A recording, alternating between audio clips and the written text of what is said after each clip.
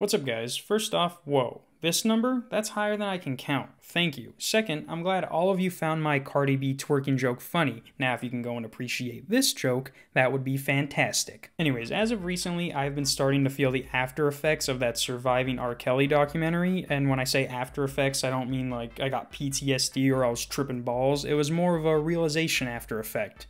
If that makes any sense, probably doesn't. But just to give you guys some background, I actually still am a fan of R. Kelly's music. Or I'm not a fan of the unspeakable sex crimes he's committed, but the part of him that makes music is alright with me. Does that even make it any better? But growing up, I was a fan of all music, country, rock, whatever. But hip-hop and R&B were my shits, you feel me? If you can sing on beat, or just honestly just sing it all, I could listen to your music for days. Which brings us back to Kelly. This man had the voice of an ebony angel. He's basically like if Adele fucked a black guy, he was that powerful. But he was also powerful in the wrong ways, and his amazing voice wasn't helping stop that.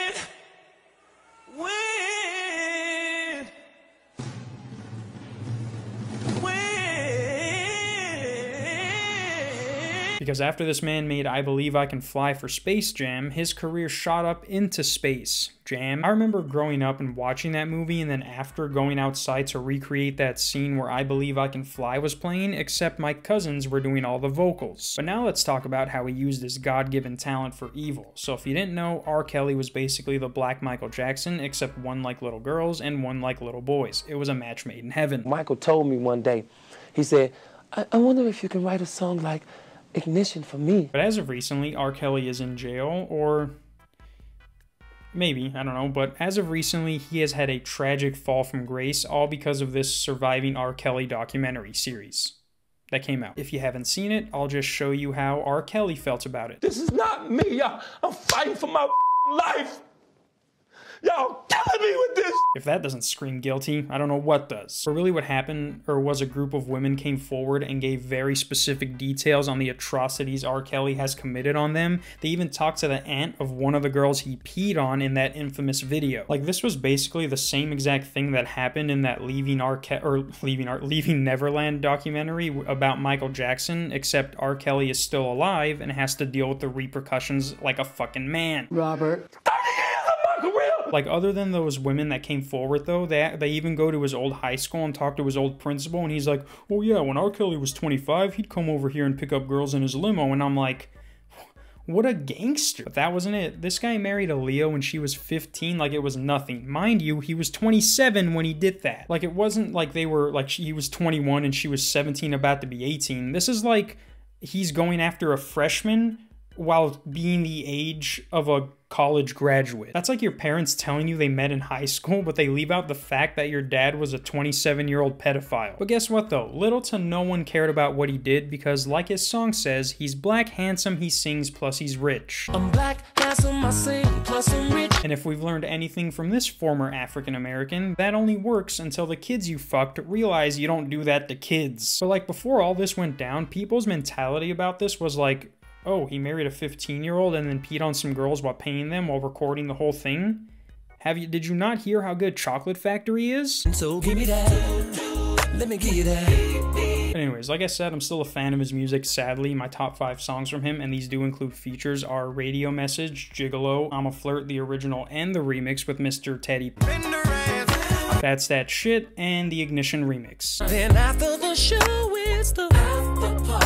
And those aren't just some songs like, oh, R. Kelly? Yeah, I've heard of him. He's that one who made those songs Trapped in the Closet. Turned out he was gay afterwards. Yeah, I know him. It's like, nah, when I hear those words... Now, usually I don't do this, but I know what he's about to not usually do, and that's have sex with children. But now let's get into what the title of this video is referring to. As you can see right here, it says R. Kelly did me dirty, and no, he didn't pee on me, but he might as well have. But growing up, I didn't know anything about what was happening to R. Kelly. I heard about Michael Jackson because that was a whole thing, but from what I heard about R. Kelly was that he was charged with something, he didn't get charged, and that was it. But when I heard what he got charged with, mind you, I didn't know she was underage. All I knew was that he peed on someone, and I'm like, so what? That's like a typical Saturday night for me. Who doesn't get peed on by a rich black guy?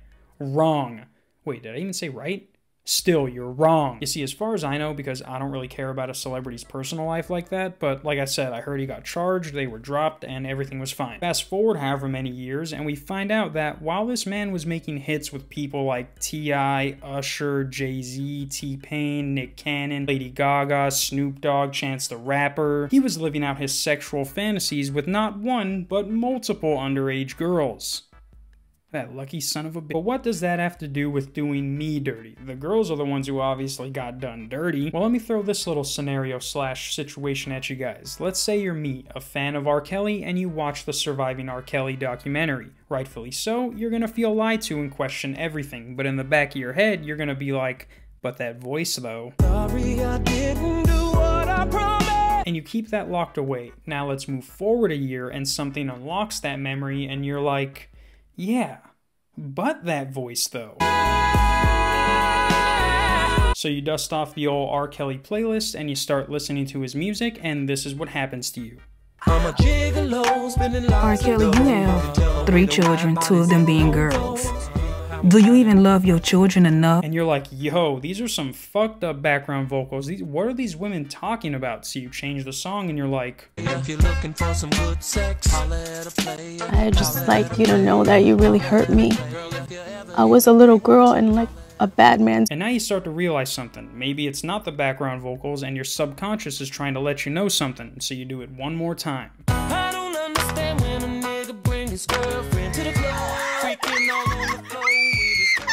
And only then, when that happens to you, will you realize that R. Kelly did you dirty. Luckily for me, it's been happening for a while, so I can drown out the screams, but if you like R. Kelly, don't watch this documentary, and if you do, set a day or two aside to listen to as much R. Kelly as you want, because you're not going to want to after you watch this. Oh yeah, also, I saw this comment saying, where is the peace? I'm assuming you mean this. Peace.